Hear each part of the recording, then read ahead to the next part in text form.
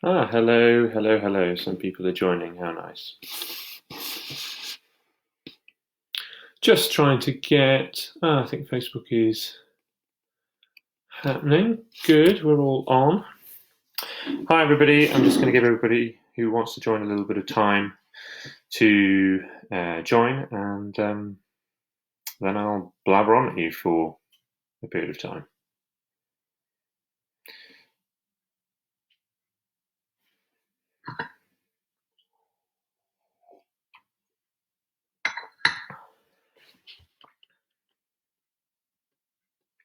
It's good to see some people joining. Hello, welcome all. So I guess I'll get started. Hello, everybody. Welcome to the King's Head Theatre's fantastic daily online offering. And today I am here representing Charles Court Opera.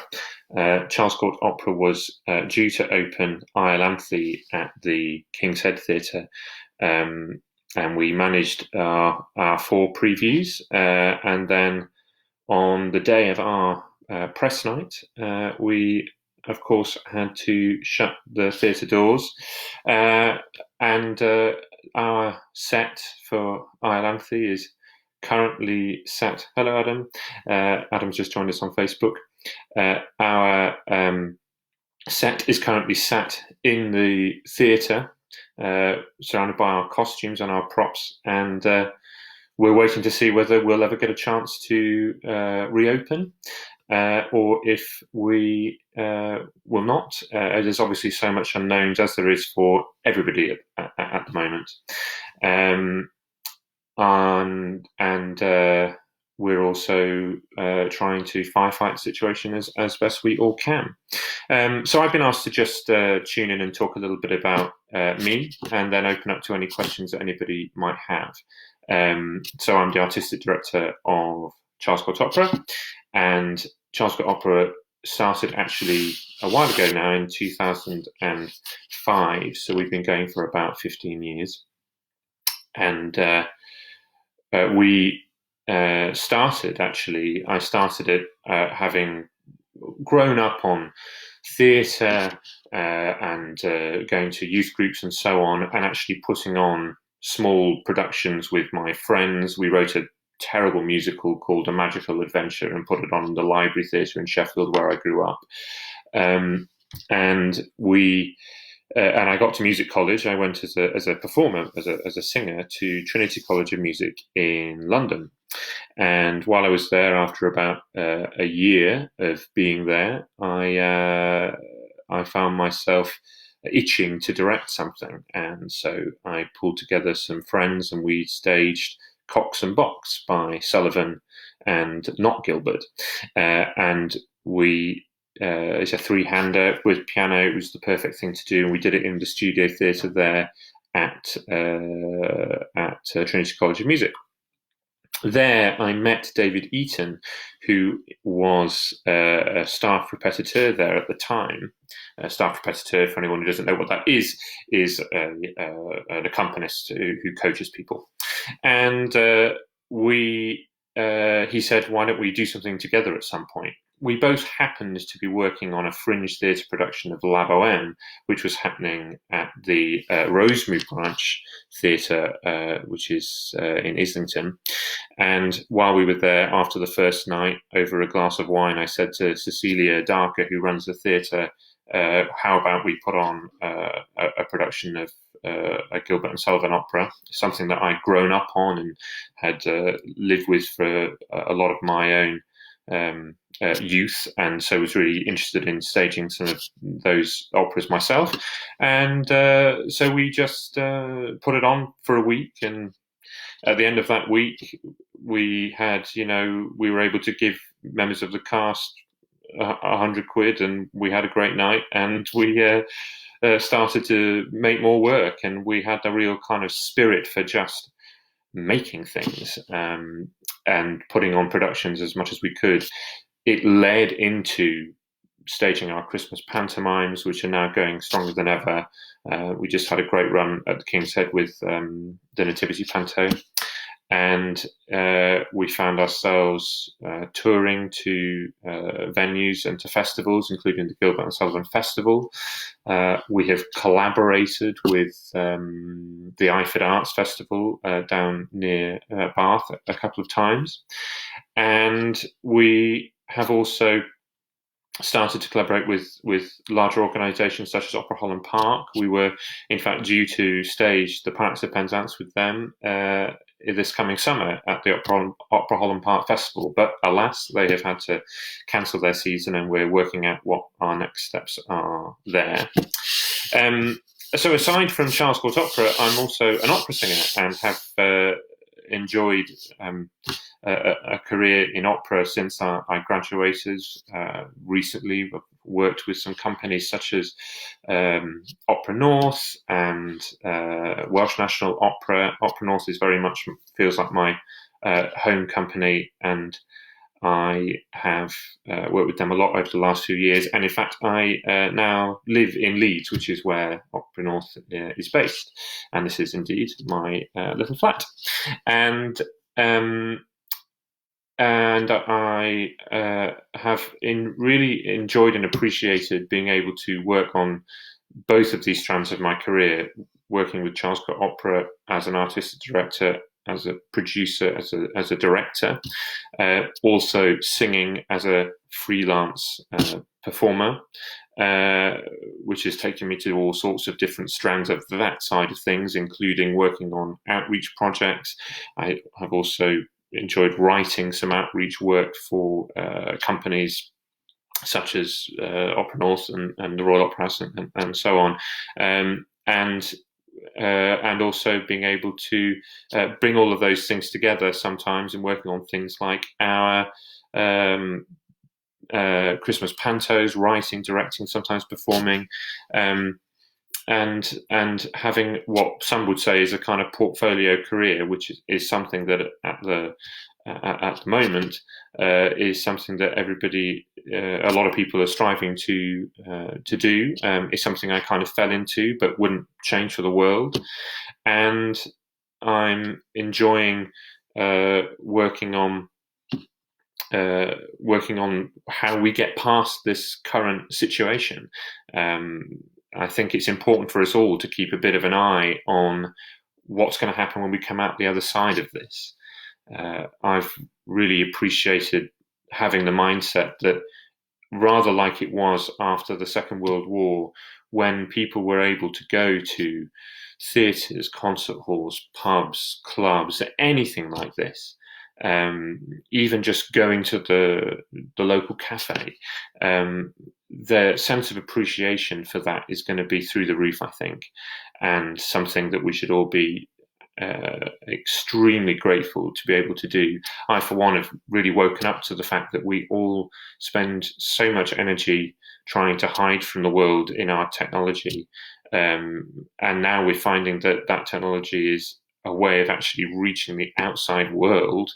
And we're also going to start to really appreciate that when we're going outside into the real world again and being able to go about our business. And for example, the next time that CCO gets to open a production, a performance to an audience of people, I think it'll be an incredible and really emotional evening for everybody that is there. And I think that that's something that we should all hold on to, that at the other side of this, it's actually going to be really exciting to be able to get back to our normal lives. So please, everybody stay at home as much as you can, and let's get this over with as quickly as we can. Anyway, that's enough about me blabbering on. If anybody has any questions, please feel free to type them in. I've got Facebook and Instagram sat here. Going to keep an eye on both of the comments feeds, and happy to answer anything about your own careers as producers or directors or performers, and what it's like working in the fringe, how to go about auditions, anything like that. Oh, here we go. A question from Adam Sprebrumar, who's the artistic director of the King's Head Theatre. Does CCO only do Gilbert and Sullivan work? No. Of course, we do our Christmas pantomimes every year, and we've done 13 of those to date, all sorts of different titles, some of them very off-piece, deliberately so, such as the Nativity Panto, Billy the Kid, a Panto Western, and also some more popular titles, Aladdin, Dick Whittington, Cinderella, that kind of thing. We also have presented some standard operas, if you like. So we co-produced the Magic Flute and the Barber Seville with the Eyford Arts Festival, and we brought our Magic Flute to the King's Head in 2017. And we've also actually presented a musical, Sometimes Do I Hear a Waltz, at the Park Theatre a number of years ago. And of course, sometimes we've presented some operas abroad. We've taken La Bohème and Tosca to France a few times. So we keep quite a broad range of repertoire in what we do. Which CCO production are you proudest of and why? Thank you, Oscar. Now then, it's very difficult to answer that question. Absolutely no way of being sure. I'm extremely proud of the Mikado from a few years ago because it was a very special project for all of us. A very, very nice production that came together beautifully. I'm actually extremely proud of Iolanthe. The design by Rachel Schmuckler is absolutely beautiful. And I think that the work that the cast has done is absolutely tremendous. And I really, really hope that we get to mount that as soon as possible. Let's hope that we can just dust off the shelves and get back to that as quickly as we can. Yes, lots of hearts, please. Please send them through. Another question. Robert, thank you. Let's just hope you'll be back in time for one hell of a Christmas panto this year. Yes, well, actually, one thing that David Eaton and I, who write the pantos, are going to do is set ourselves up over the coming weeks and months and actually get on and write it, because why the hell not? Let's get it done. We might even manage a cast reading via Zoom. Wouldn't that be something for us to do? And something that's really practical and about getting to the other side of this and being ready to come out. What advice would you give to a director who isn't familiar with opera, who would love to get involved? How familiar do you have to be with the music side of things, etc., to have a creative input? Thank you, Monty, for your question. I think that the best thing I can suggest to you is try to watch some operas. You can live stream a lot of them at the moment and get a little bit of a feel for what that's about. I think that it's not vital that you're able to read music on the page to be able to actually direct an opera. I don't see that that's 100% necessary. It's clearly helpful to be able to do that. I myself, as a performer, am able to do that and know where we're going from and know how the music goes. But you can learn how any song goes by listening to it. So if you're able to do that, then it should be possible to really, really get to know the music inside out, as you should do anyway, so that you can understand how to use the music to decent theatrical effect. I think that, to answer your question, how familiar do you have to be with the music side of things to have a creative input? I would say really familiar, but you can do that via listening. You can use that via getting to know the text and how the text works with the music. You don't have to be a musician necessarily in order to be brave enough to direct an opera if you're not a musician, I would say. I hope that answers your question somehow. From Shadi here, as a director, does the creative process differ when you also star in a production? It's difficult.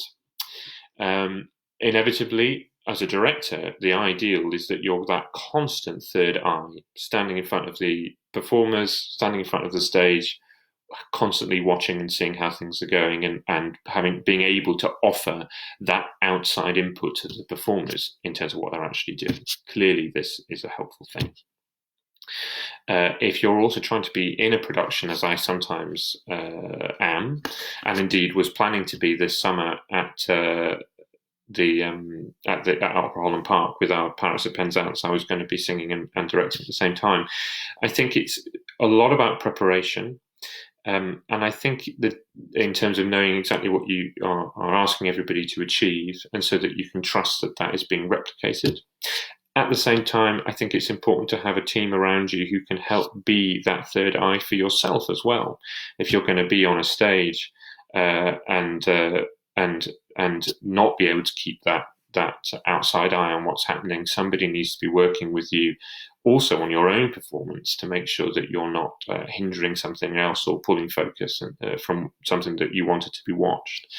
Sometimes I ask an assistant to step into where I might be on stage so that I can have a look at what I'm trying to do. And have a look at the wider picture. Sometimes that really helps me personally. But I think in the end, it's a lot of trial and error all the time, working out when is a good time to step into the scene and be part of that process if you are directing the scene as well, or working out when it's best to let somebody else keep a full eye on it. It takes a lot of trust in your team to tell you that it's working, especially when you're in a dress rehearsal and you have no idea beyond what you can see from on stage. In fact, the other day, I was stepping in for one of our cast members in Iolanthe, and I, of course, found myself on stage wondering if the lighting state should be different here, and trying to run off stage and make a mental note to talk about it after the show. It's a real juggling act, but one that can be really rewarding, actually, if it comes together. So, another question from Adam: where does the name Charles Court Opera come from? Well, Charles Court Opera is named after the King Charles Court at Trinity College of Music, which is, of course, where it started. Trinity College of Music's address is the King Charles Court at the Old Royal Naval College down in Greenwich. So that's where it came from. We thought it had a nice ring to it. That's all the story is. We decided that we would keep the name as it's become something that people are familiar with as it stands. We often wonder whether we should change it, but we think that it holds, and we should keep it in place. And it's something about preserving our heritage as well, and knowing where we came from, which I think is very humbling. How did you go from a cheeky pint at Freshers at Trinity to being at this year's Opera Island Park season? Well, as I'd mentioned at the start of this session, we grew in a very slow process. It was very much starting from small beginnings and going from there. So we had staged the Mikado at the Rosemary Branch Theatre, a 60-seat pub theatre in Islington. We started doing that more often, 2 or 3 times a year, staging a different piece. And then we took opportunities as they came then. We were invited to perform at the Gilbert and Sullivan Festival, which led to being invited to other theatres to tour through word of mouth as much as anything else. We started collaborating with other theatres on specific projects. For example, down in Walton-on-Thames, we collaborated with the theatre there on a new writing project and a contemporary music project linked with schools, which was something that was really exciting to do.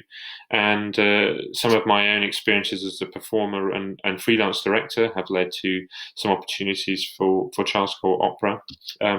It's really been about exploring what's there, and it's taken us forward to where we are now, which is something that we're all incredibly proud of. And we're there's a real family feel to the work that we make and the way that we get there, that we're all incredibly proud of. I've got some other questions that we should catch up on here. What is your favourite opera? Asked the Plays the Thing.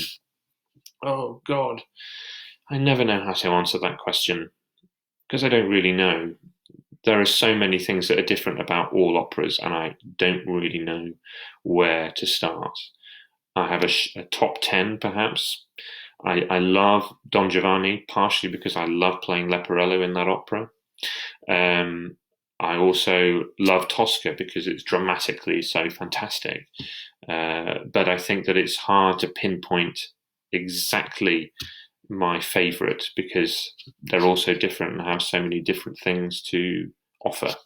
I'm also a big believer there's a performer, as a director, that you're there to serve the piece that's in front of you, and keeping an eye on that being the end result, I think is extremely, that being the focus is extremely healthy and stops you from getting overly attached to one specific thing.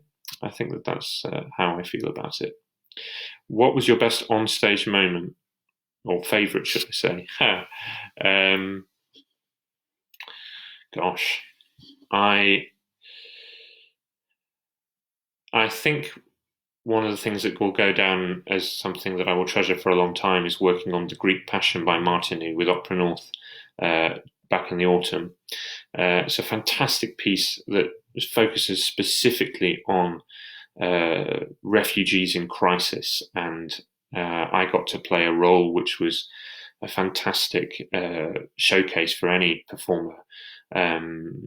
Very emotional and very investable, if that's a word, piece that I think actually has a really important message to send, especially in our 21st century. And that was a very special project that will go down in my memory for a very long time. Oscar asks, why did CCO decide to branch into pantomime? Well, that's a good question. I had grown up on pantomime as a child, working with a local amateur group called the Manor Operatic Society. And they used to stage these huge pantomimes in Sheffield at the Sheffield City Hall that I was part of, and sometimes played roles in, and so on. And moving to London to go to music college, David and I and James Young, who we worked with for a while at Charles Court Opera, were watching a Christmas panto on telly. We were spending some time together just before Christmas. God, wouldn't it be nice to be able to do that now? I'd said, I'd really like to do a panto. Why don't we just do a panto? And our idea to try it just came out of that. We staged a really short run of Cinderella at the Rosemary Branch. It was a short run. Not many people came. We actually had to cancel a couple of performances. It was very early beginnings, but we realized how much we loved it and loved creating something new like that.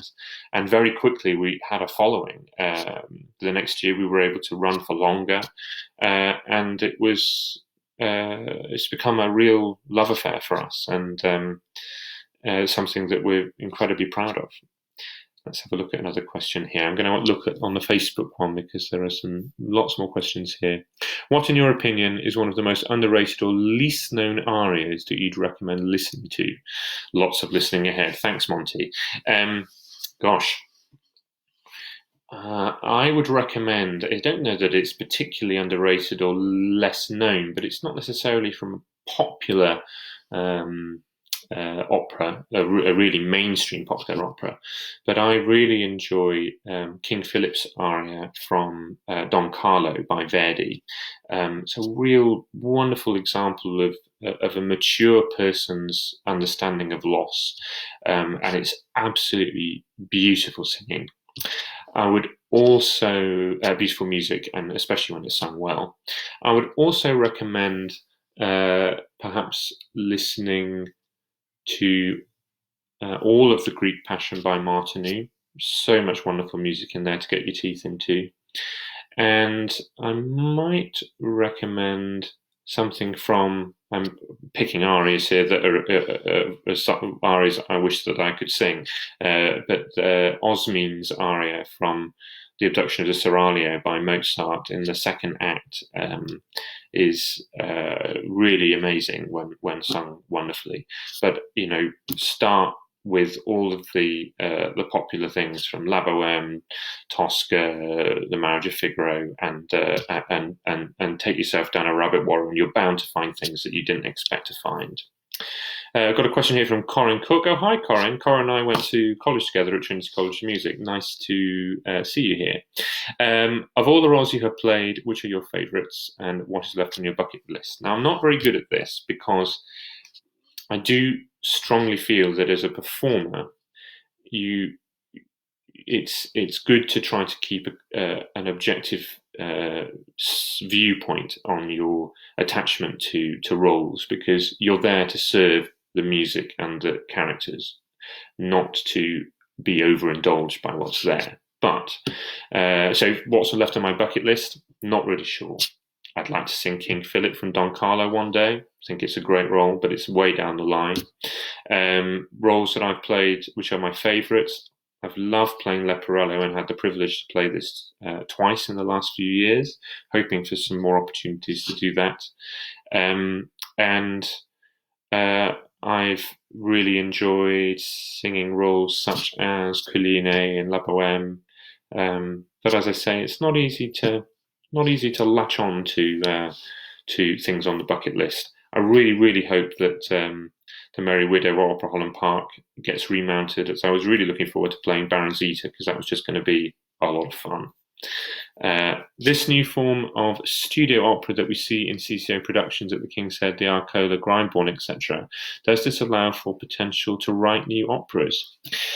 I don't see why it shouldn't, Shadi. I think that the issue, of course, is commercial ability, but in places such as Grimebourne, which is specifically specifically formed to be able to allow for such performance opportunities for new writing, then it is in those fields, those contexts that new operas should be written. It's interesting to think that we spend, must be 90% of our energy reviving works from hundreds of years ago, whereas hundreds of years ago, most of the work was new. I think that that's a really interesting thing to note, and the more we can do to try to progress the art form, the better, and that involves finding opportunities for new writing. Okay, we've only got a few minutes left, so I'm just going to have a look for a few more questions here. Sorry if I don't get to them all. What was your first experience of opera? Your passion for it is infectious. Thank you. My first experience of opera was probably sitting in the auditorium in a theatre in Sheffield, where my mum, who was an amateur director, was working on a production of Utopia Limited, which is a really unknown opera by Gilbert and Sullivan. And I was there, 4 years old, sitting there, watching the technical rehearsal. And I remember very clearly pointing out to her that the arrangement of flowers that they'd got on the set seemed a little bit top heavy to one side of to stage left, and I passed this on to her, and she said, "Don't be so silly, this is not important," basically, and told me to shut up and get on with my drawing or whatever I was doing. Anyway, a few minutes later, she did actually get on the god mic, as it's called, and ask them to readdress the flowers, and it gave me a bit of a bug for wanting to make theatre myself. I was lucky; both of my parents have always been involved in Gilbert and Sullivan or amateur theatre of some kind or another, and I was constantly going to all sorts of different classes, like tap dancing was Monday evening, Tuesday was the youth theatre, Wednesday and Thursday was the Manor Operatic Society, and the list goes on. So it was a real part of my life. So I had a lot of experiences of this nature. Okay, I'm going to just scroll back for a couple of other questions. You guys at CCO seem like such an awesome bunch. Thanks. It must be such fun. With that in mind, memorable backstage funnies? Oh, gosh, plenty. Maybe some people from CCO can help me out here with some fun memories. There are many to talk about. I do remember going on stage for Dick Whittington after a quick costume change on a first preview back at the Rosemary branch. And after the costume change, my trousers that I was wearing, I was the dame, and it was an interesting sort of two-piece. My trousers just promptly fell down completely, and much to the hilarity of everyone in the audience. And that was a good memory, I think, to take forward. Backstage moments, though, gosh, too many to mention. Lots of corpsing in panto over the years. putting photos in menu props and that kind of thing. Always good fun to keep us going. I'm just going to see if there are any other questions. No, I think I've caught most of them now. Yes, there will be a boom after this passes. Indeed, Megan. What's the best way to get involved, cast, if not already in a fringe family? I think the best thing you can do is write to companies. Write to companies personally, not just through ads on stage jobs and so on. Get in touch personally with your story, because it's every chance that a company like us might really want to hear from somebody like you. Tell us what your skills are. We're always looking for that for our panto, for people with very specific skills. I hope that helps. I'm aware that I'm over time and I should stop. I've been asked by the King's Head to just let you know that tomorrow's session will be a Q&A with the King's Head marketing team. So really do tune into that, especially if you want to know about marketing and how to market, especially small scale productions like ours. It will be incredibly valuable. They're a great bunch.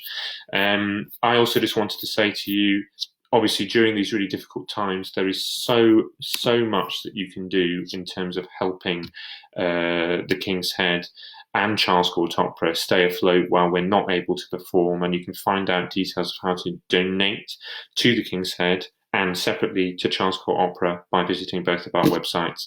Anything that you can do to help is much appreciated. I think this is where I should sign off. Thank you for those of you that have joined and asked questions. Hi, Almeida Theatre, nice to see you. I'm just about to finish. Hope that you guys are holding up during this time, and that you're able to recoup any of the losses that you've incurred yourselves.